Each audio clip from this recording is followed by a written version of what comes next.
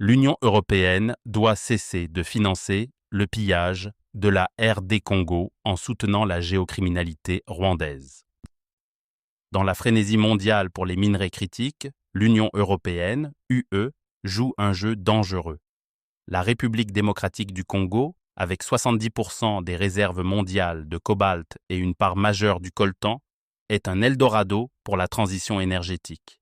Mais derrière les promesses de durabilité, la Commission européenne s'embourbe dans une complicité troublante avec le Rwanda, accusé de piller les richesses congolaises via le groupe armé M23, en injectant des millions, notamment 51 millions d'euros, dans le secteur minier rwandais. Bruxelles ferme les yeux sur un trafic sanglant, sourd aux critiques cinglantes du Parlement européen. Ce scandale géopolitique révèle une UE prête à sacrifier l'éthique pour sécuriser ses approvisionnements. Le Rwanda. Pillage organisé sous couvert. Les preuves s'accumulent, implacables. Selon les rapports du groupe d'experts des Nations Unies, 2023-2025, le Rwanda orchestre le pillage des minerais congolais avec une précision quasi industrielle. Le M23, soutenu par 3000 à 4000 troupes rwandaises, contrôle des sites clés comme la mine de Rubaya dans l'est de la RDC. Entre mai et octobre 2024, 120 tonnes de coltan ont été smugglées chaque mois vers Kigali, générant 800 000 $ mensuels pour financer les opérations rebelles. En 2024, plus de 150 tonnes ont été détournées pour une valeur annuelle dépassant le milliard de dollars. Le Rwanda, aux réserves minérales modestes, joue les alchimistes. Les minerais congolais sont intégrés aux exportations rwandaises, estampillés sans conflit, puis acheminés vers l'Europe et l'Asie.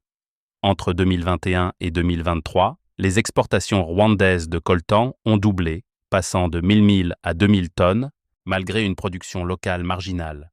Ce trafic alimente une guerre brutale, 7000 morts depuis janvier 2025, 1 million de déplacés, des viols systématiques et des enfants réduits à l'esclavage dans les mines artisanales. Comme le note l'ambassadeur européen Nicolas Berlanga Martinez, 80% des minerais exportés par le Rwanda proviennent de la RDC. La Commission européenne, un soutien inexcusable. Face à ce désastre, la Commission européenne adopte une posture cynique. Dans le cadre du Global Gateway, son plan d'investissement de 300 milliards d'euros, elle multiplie les accords avec le Rwanda pour sécuriser les minerais critiques au mépris des alertes de l'ONU. Ces engagements, censés promouvoir une transition verte, jettent une lumière crue sur l'hypocrisie européenne.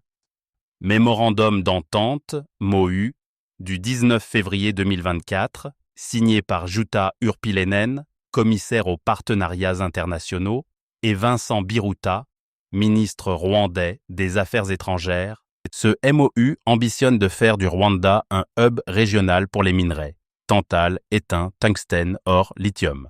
Il inclut un financement initial de 51 millions d'euros, 55 millions de dollars au taux 2024, débloqué entre mars et avril 2024 pour des projets de traçabilité et d'infrastructures minières, comme la digitalisation des chaînes d'approvisionnement. Ce montant s'inscrit dans un cadre plus large de 900 millions d'euros, visant 5 milliards de dollars d'exportation minière rwandaise en 2024.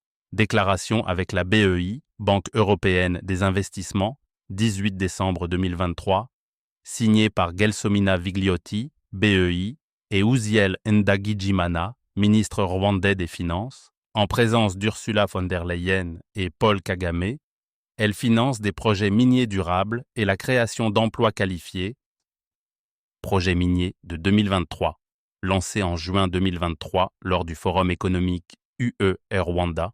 Ce programme de 15 millions d'euros, cofinancé par l'UE et l'Allemagne, soutient la traçabilité numérique, Facilité européenne pour la paix. 2 tranches de 20 millions d'euros, 2022 et 2024, ont été versées à l'armée rwandaise pour des opérations au Mozambique, mais des soupçons de détournement vers la RDC persistent. Ces accords, notamment les 51 millions d'euros, sont conclus alors que l'ONU documente l'escalade du soutien rwandais au M23. Des enquêtes de Global Witness montrent que des traders européens, comme Traxys, ont acheté 280 tonnes de coltan rwandais en 2024, largement issus de zones de conflit congolaises. Raffiné en Asie, ces minerais entrent en Europe sous forme de composants, contournant le règlement sur les minerais de conflit. Félix Tshisekedi, président congolais, a déjà fustigé un scandale absolu, accusant l'UE de légitimer le pillage. Le Parlement européen, une révolte ignorée. Le Parlement européen, voix de la conscience européenne, s'insurge contre cette complaisance. Une résolution du 13 février 2025, 443 voix pour, 4 contre, 48 abstentions, exige la suspension du MOU, y compris les 51 millions d'euros, tant que le Rwanda n'arrête pas son soutien au M23. Les eurodéputés dénoncent une transition verte maculée de sang et critiquent l'inaction de la Commission face à une crise ayant causé 7000 morts en 2025. Hilde Voutmans, Renew Europe, Belgique, présidente de la délégation UE-Afrique, elle qualifie le MOU de provocation et réclame un message clair à Paul Kagame via une suspension temporaire. Marc Botenga, la gauche, Belgique. Il accuse l'UE d'envoyer un signal de tolérance, notant que des diplomates en RDC ont désapprouvé l'accord. Thierry Mariani, patriote pour l'Europe, France. Il fustige une honte qui soutient indirectement une invasion rwandaise, responsable de 6 millions de morts en 3 décennies. Question parlementaire, des interpellations pointent les failles de traçabilité et les atteintes aux droits humains. Le ministre belge Bernard Quintin a appelé en janvier 2025 à suspendre l'accord et des sanctions contre des officiels rwandais ont été imposées en mars 2025. Pourtant, la Commission reste sourde, défendant le MOU comme un outil de transparence et rejetant toute suspension, invoquant le risque d'une mainmise chinoise. Une transition verte au mépris de l'éthique.